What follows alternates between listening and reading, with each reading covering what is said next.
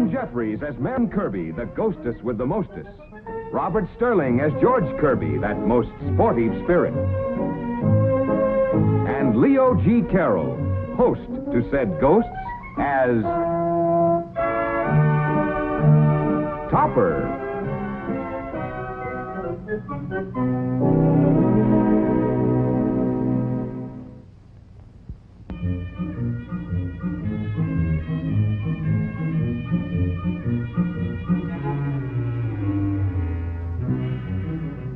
What you're doing, Cosmo? Henrietta, you ask me that same question every time I take a picture of you.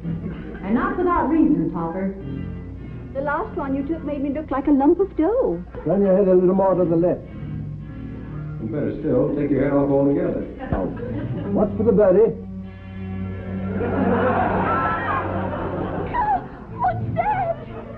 What's that? That's an eagle, dear. National bird of our country. I know, but where did it come from? Oh, under the hood. Producing it suddenly is guaranteed to give the customer a look of pleasant surprise. It's no use, George. The man's got more excuses than alibi eyes. Stop that. I didn't do it. They went on by themselves. You haven't got half enough light. Must have been a short circuit. Now, hold still a minute. This will give the picture a little variety. Excuse me, ma'am. Well, that ought to make a nice action shot. There wasn't enough light anyway. What time would you like dinner? As soon as we finish here, Katie. Very...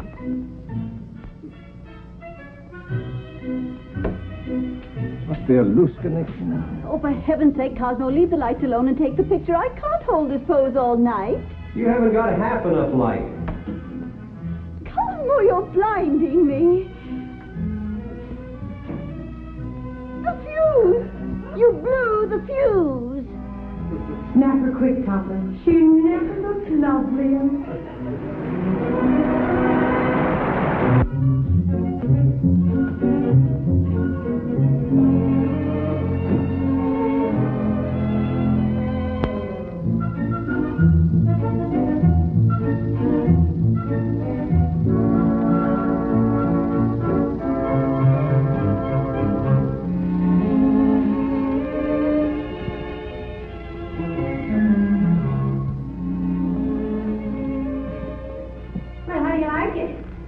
Fabulous. Should have put more onions in it, though. George Kirby. Hmm? Look at me. Don't you notice anything different? Putting on a little weight, aren't you? George Kirby. You said that before, dear. Any other man looking at me would say, Marion, you look absolutely ravishing in your new hat. Oh, is that a new hat? Yes, it's a new hat. Wear it in good health, dear. Can't you even pay me a teeny compliment? What's eating you? I go out of my way to make myself beautiful for you, and you don't even know I'm alive. Well, you're not, are you?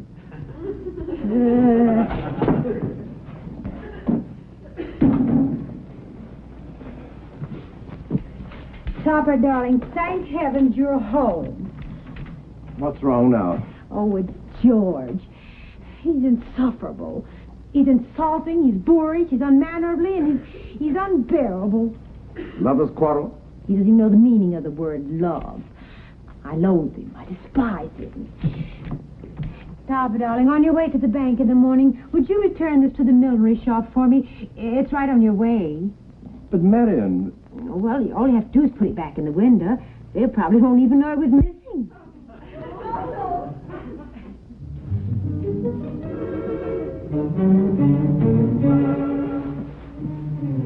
Cosmo, what is that? A box. I could have sworn it was floating. For me? Yes, dear, it was floating for you. Oh, I love a surprise. Oh, Cosmo, it's beautiful. I never knew you had such good taste in millinery. You know, on her it looks good. Oh, I'd better show it to Katie. Thank you, darling. Topper, I want my hat back. Get my hat back from Henrietta. You asked me to take it back to the shop. Well, I changed my mind. I want that hat. Now, honey, don't make any trouble with it. He's already given it to her as a present. And why can't you be like him? You never bring me presents. Why can't you give me a hat? Here. Oh, that's my hat. It'll look better on Marion. Oh, I don't want your old second-hand presents. Oh, now do please stop this childish nonsense. Here, where are you going with my hat? I'm going out to show it to Katie. What?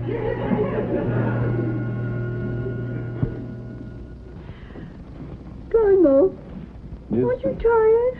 Yes, Well, why don't you go to bed? no, thank you, dear. I'm not a bit tired. Besides, I want to see who committed this murder. All right, dear, but don't stay up too late. Oh, it couldn't have been him. Good night, dear. Please get off my book. I'm not on your book. I'm on your lap. Well, my book's on my lap. Topper, darling, don't argue. I'm unhappy. What's the matter? Have you been squabbling with George again? Topper, he doesn't understand me. Well, why don't you go and explain yourself to him? Let me finish my book. I know what I'm going to say. It sounds shocking, but... Well, I'm thinking of leaving George. Not thinking of leaving him here, I trust. I don't think you realize how serious this is. What would I do? Well, let's have no more of this nonsense. George is her husband, for better or worse, for richer or poorer. Until death do you part.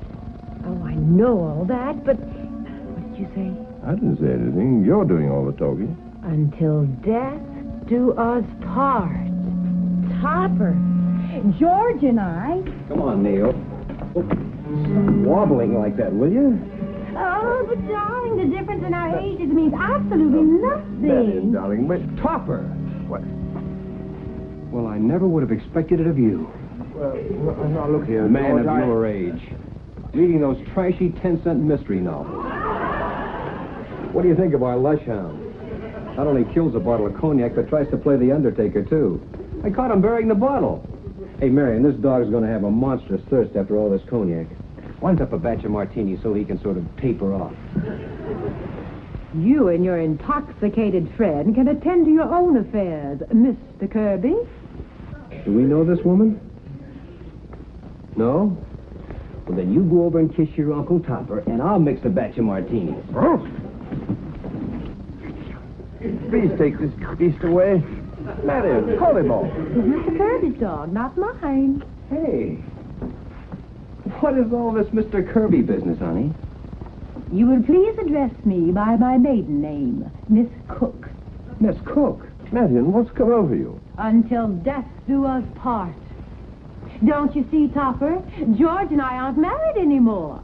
What, not? This is ridiculous. Why, not in the least. And I'll thank you to move out of our room. My room. Oh, don't thank me. Thank you. What do you mean? So, we're no longer married. Now, just a moment, you two. No. Splendid. In fact, bully. Just answer me one thing. Who gets custody of the dog? He's yours. As a matter of fact, I don't care if I never see either one of you again. Oh, that's fine. I know somebody who will be delighted to take us in. A cute little red-headed ghost. Met her in the movies one night. Oh, you two timing. I've always suspected you. Just a minute. If you so much as look at another ghost, I'll... Oh, gee, it's wonderful to be single again. So many opportunities, no more excuses. Oh! My book. George, come back here.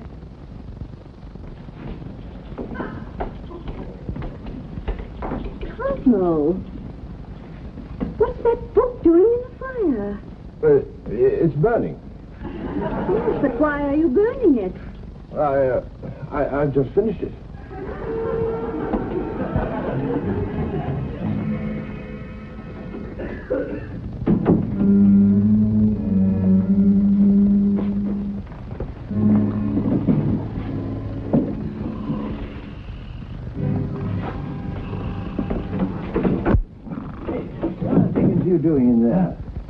trying to sleep.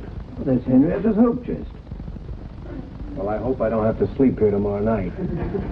Don't tell me Marion really went through with all that nonsense. She certainly did. She kicked me out of the room, insisted that I start courting her all over again. Oh, she didn't by any chance send you up here to find me, did she? She did not. I wish you wouldn't drag me into your domestic quarrels. Last night you cost me a mystery novel that I was dying to finish. Now I've got to go and buy another copy. Papa, what am I going to do? Well, you better go and marry that red-headed spook. Oh, I just made her up to put Marion in her place. Yes. Look where it's put you.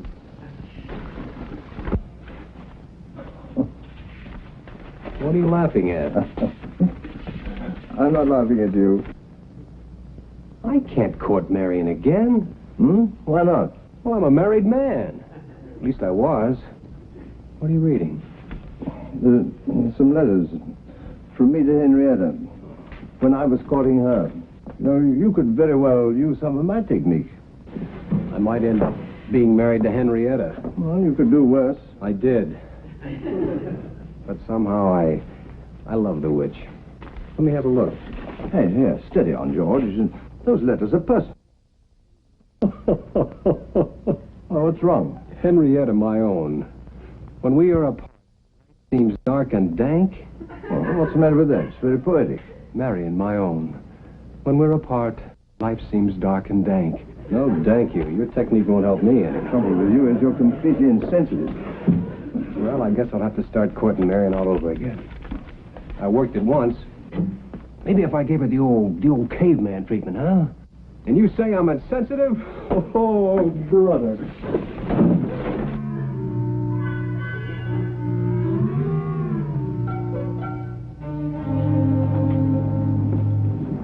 Cosmo, where did that book come from? The usual place, dear, a drugstore. You burned it. This is another copy. You mean to say you bought a second copy? Yes, I want to see how it came again. I must say you're not very economical. And you're not very observing either. Cosmo? Don't you notice anything different? Putting on weight, aren't you? Cosmo Topper. Yes, dear? It's the new hat you gave me for a present. Oh, well, wear it in good health, dear. Cosmo Topper, can't you take your nose out of that book long enough to pay me a tiny compliment? What did you say, Henrietta? I got all dressed up today and tried to look my best, hoping you'd take me to lunch somewhere. Topper, make her give me my hat back. Cosmo, wouldn't you like to take me out? No, no.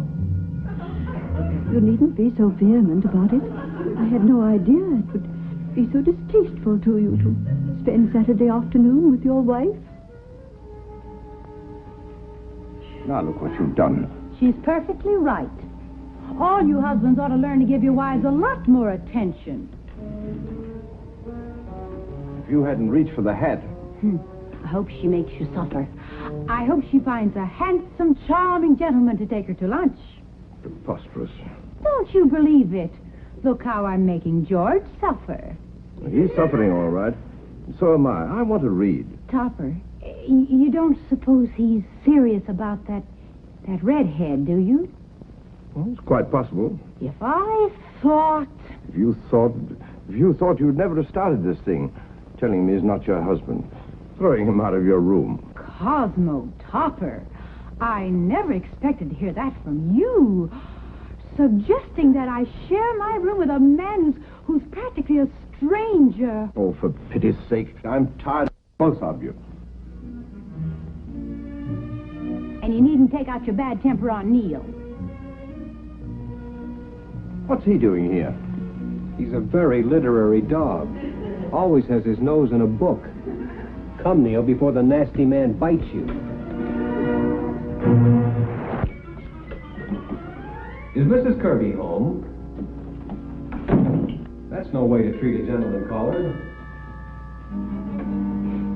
Someone's playing tricks. Tell Mrs. Kirby Mr. Kirby is calling. What's the matter, Katie? There's no one at the door. Oh, that must be George. He's coming to court me. All right, Katie, I'll answer it. How do I look? You look ravishing. Thank you, sir. Good afternoon. Look at that. Rod! It was all alone. Well, why not? You've heard of flags flying, haven't you? Yes, Well, but I never heard of flags ringing.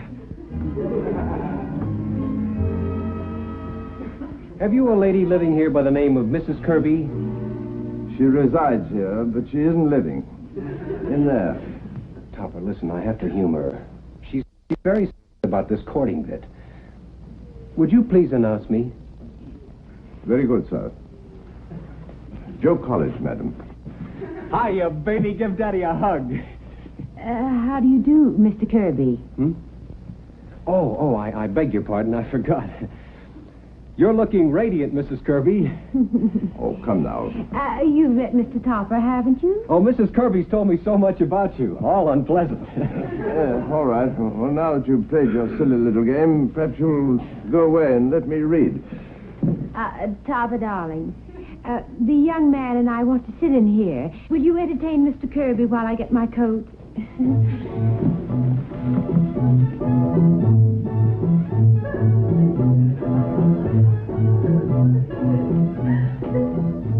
Hey, what are you up to? This is the middle of the day. George, what the deuce are you up to now? Oh, you don't have to bother entertaining me.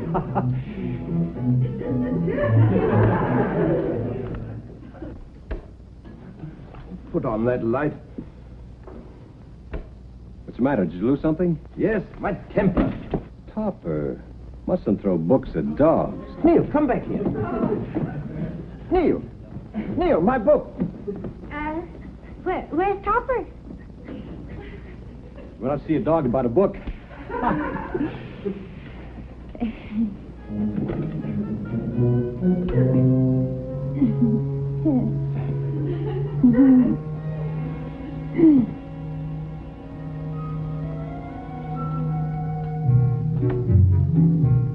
Don't you dare! What did I do? Neil dropped my book in the incinerator. Where's Mary? Marion, where are you? If that's no one again, they're going to get a piece of my mind. Where's Mr. Topper? Why, he's... Is that you, dear? Oh, you got company. That'll be all, Kitty. Yes, ma'am. Well, Cosmo, I hope you're satisfied. I always have been. Why? What's wrong? Well, it's this way, Mr. Topper. I will explain to my husband. Cosmo, where did you get this hat? At a shop there. At a hat shop. I passed the shop, and they accused me of taking this from the window, of shoplifting. They didn't bring charges, just asked me to collect the money. $46.50. Oh, bargain. So you admit you took it? Well, I can explain everything, dear. Here you are, officer. And a little something extra for your trouble. Thanks. I'm sorry, lady.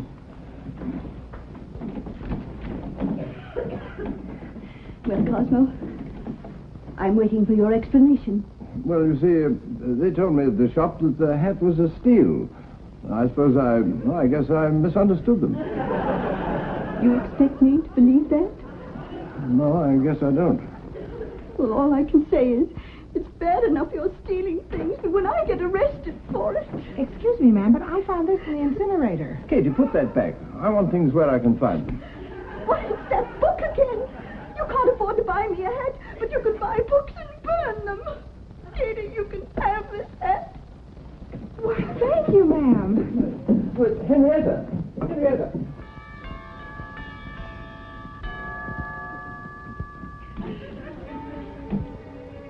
Ah, cut that out.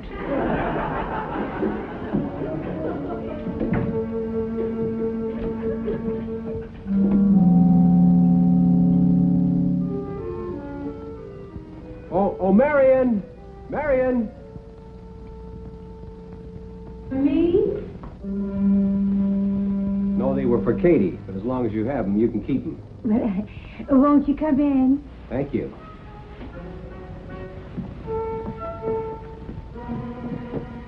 Marion, don't you think I've been courting you long enough now? Well, now, let's see. You started this afternoon? Yes, I think so. Oh, lamb chop. But wait a minute, you haven't proposed yet. Oh, all right. Oh, all right.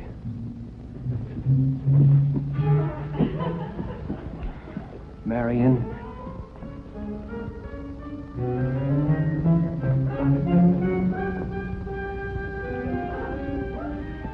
Leave that alone. Can't you see I'm proposing? Marion.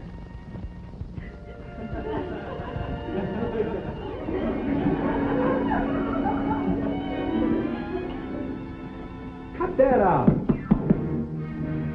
Oh, forget about the pill and go on with the proposing. Well, are you or are you not going to marry me? Kitty has on my hat. Well, what kind of an answer is that? And pay attention to me when I'm proposing. Well, you needn't yell at me. And you could be a little more romantic, too. Oh, all right. Marion, I love you. I've always loved you. Even when we were married. Oh, George. That was beautiful. Then you'll marry me? No, George. Well, why not? You're too much like my last husband.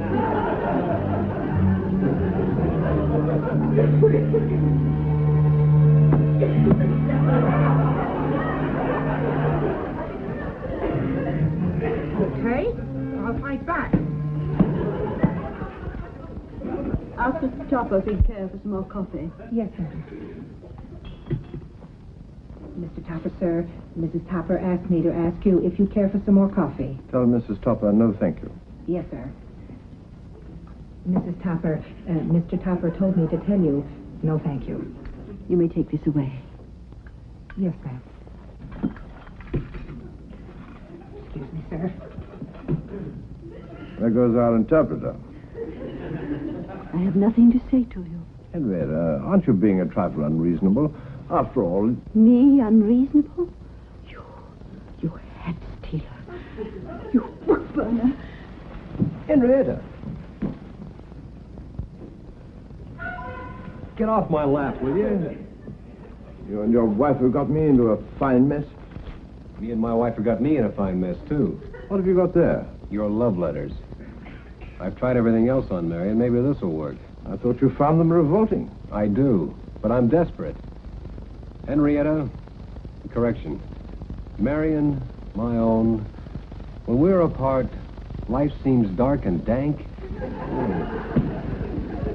Oh, George, that's the most beautiful thing you ever said to me.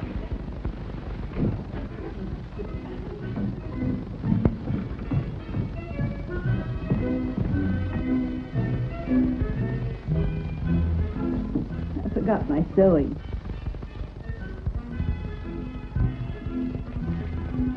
Cosmo, what are you doing with those letters? I was just reading them, dear. You were? Oh, Cosmo. Read them to me. Henrietta, my own, when we're apart, life seems dark and dank. Topper, we're going to be married. That's nice. Nice. It's beautiful.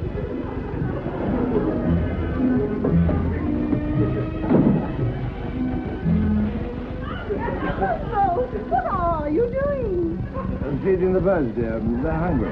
But the shoes. Well, that's to keep away the cats from the birds. The picture I took of you last week. Oh. Cosmo, who is this? I repeat, Cosmo, who are these people? That's the man who developed them and his wife. They always put themselves in. It's a trademark.